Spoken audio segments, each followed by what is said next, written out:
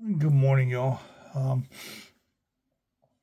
I've had a message burning in my heart for quite a few days. Me and my wife last week read Second Corinthians, and right away that day I wanted to do my morning rant with it, and I let it go. And I keep trying to ignore it. And is it from the Lord? I don't know. Is it for me? Maybe I don't know. But I do know that the message is liberating in a sense that what the churches I feel are doing today. And, I've spent years visiting churches, going to churches, and being told to keep quiet, And when I read this really kind of opened my eyes to a lot of the problems in the church, one of the major problems in the church. And I really think and feel that if you just give a few minutes, if you're not doing anything, give it a listen. I think it's important. But it's Second Corinthians chapter 8. Now I want you to know, dear brothers and sisters, what God in his kindness has done through the churches in Macedonia. Now, in the NSAB, this is called the collection, right? The collection of the church. We know what that is. They are being tested by many troubles, and they are very poor. But they are also filled with abundant joy, which has overflowed in rich generosity. For I can testify that they gave not only what they could afford, but far more, as they did it of their own free will. They begged us again and again for the privilege of sharing in the gift for the believers in Jerusalem. They even did more than we had hoped for their first action was to give themselves to the Lord. Give yourself, not everything you have, yourself, just as God wanted them to do. So we urge Titus, who encourages your giving in the first place, to return to you and encourage you to finish the ministry of giving.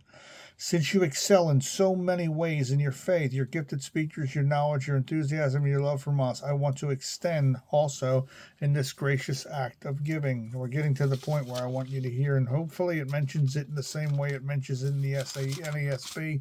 It should. I am not commanding you to do this. Check that out. But I am testing how genuine your love is by comparing it with the eagerness of the other churches. You know the generous grace of our Lord Jesus Christ, though he was rich, yet for your sake he became poor, so that by his poverty he can make many rich. Here is my advice. It would be good for you to finish what you started a year ago. Last year you were the first who wanted to give, and you were the first to begin doing it. Now you should finish what you started. Let the eagerness you showed at the beginning be matched now by your giving. Give, and here's important now. Here's the part you really need. I want you to catch this. This has been eating me up.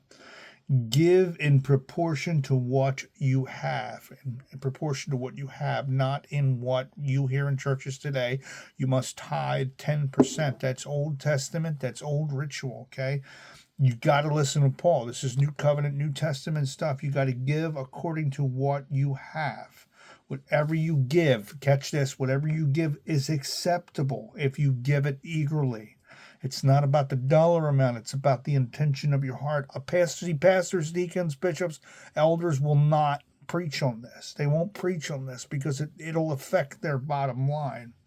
And give according to what you have, not what you don't have. Of course, I don't mean your giving should make life easy for others and hard for yourselves. I only mean that there should be some equality. Right now, you have plenty and can help those who are in need. Later, they will have plenty and can share with you when you need it. In this way, things will be equal, as the scripture says. Those who gathered a lot had nothing left over, and those who gathered only a little had enough. Catch all of that. Did you catch all of that? Equality. We don't have equality in the churches. Okay, so I don't want to cause division because I've been accused of causing division in quite a few churches, but when I see something that I don't feel is right, or I see something in a church that doesn't line up in God's good book, then I'm going to open my mouth. I'm not going to keep quiet. I'm not going to allow.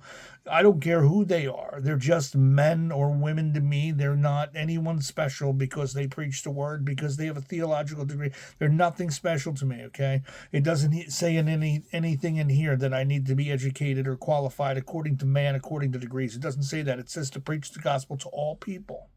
And when I see something in here that doesn't line up with what's going on in church, I'm not going to keep my trap shut. I have a very hard time doing that. And it's gotten me in quite a bit of trouble with a lot of the following churches. But this is so, so important. So what I'm going to do is I'm going to continually use this message. I'm going to continually preach this message because the world needs to hear it. The churches need to hear it. Everyone needs to hear this. If you pull into a church parking lot for the very first time, it's a brand new church, and you see that there's parking spots reserved for the pastor, the elders, the deacons, and the board of the church, then you need to just turn around and go right back out that driveway, because what they're doing is they're letting you know that they're above you and you're beneath them. They can deny it, they can argue it, they can say whatever they want to say, but it's the truth. And then if you get into a church and all they do is talk about giving, then there's something wrong in that church, okay? It's about equality. If you pull into a church and you see a pastor pull in a Diablo, or you see him pull in a high-dollar Mercedes, and you're driving a $25,000 Buick, something's wrong. This says it right here, equality. We're supposed to all be on the same level.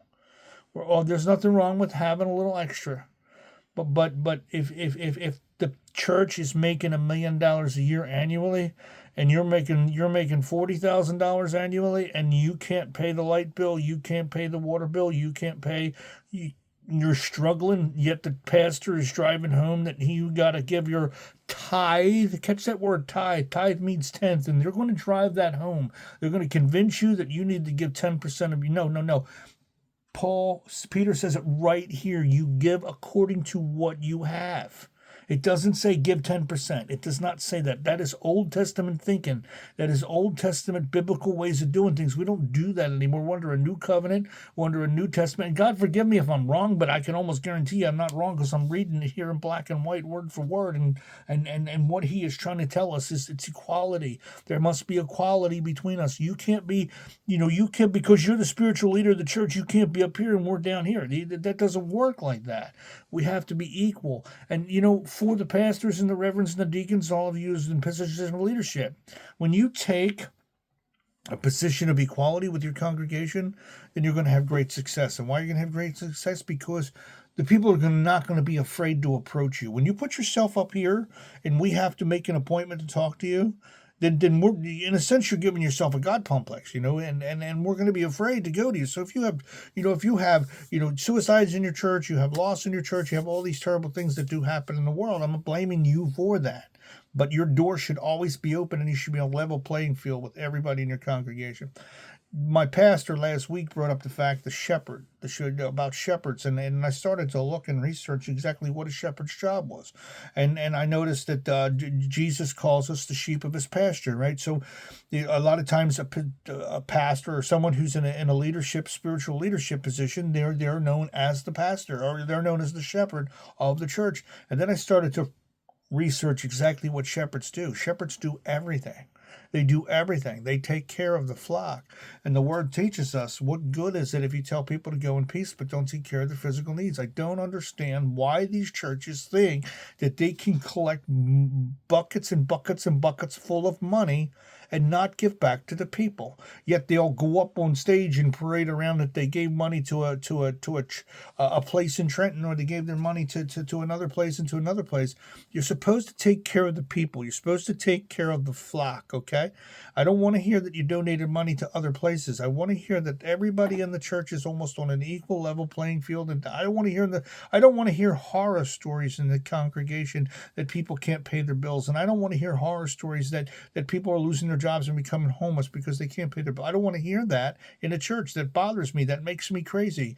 If you are collecting people's money, it is your job and your responsibility to make sure that everybody's on an equal level playing field, because there's going to come a point in your life where you're not going to have enough and you're going to need them to help you out. That's what this is saying here. That's what's saying here. And you won't hear that preached. I have never heard that preached. I was 32 years old. I come to Jesus and I started following Jesus and I started visiting churches. And I'm now 53 years old, 21 years. I've never heard this chapter preached. I've never heard it. And it's so important, because people become deceived.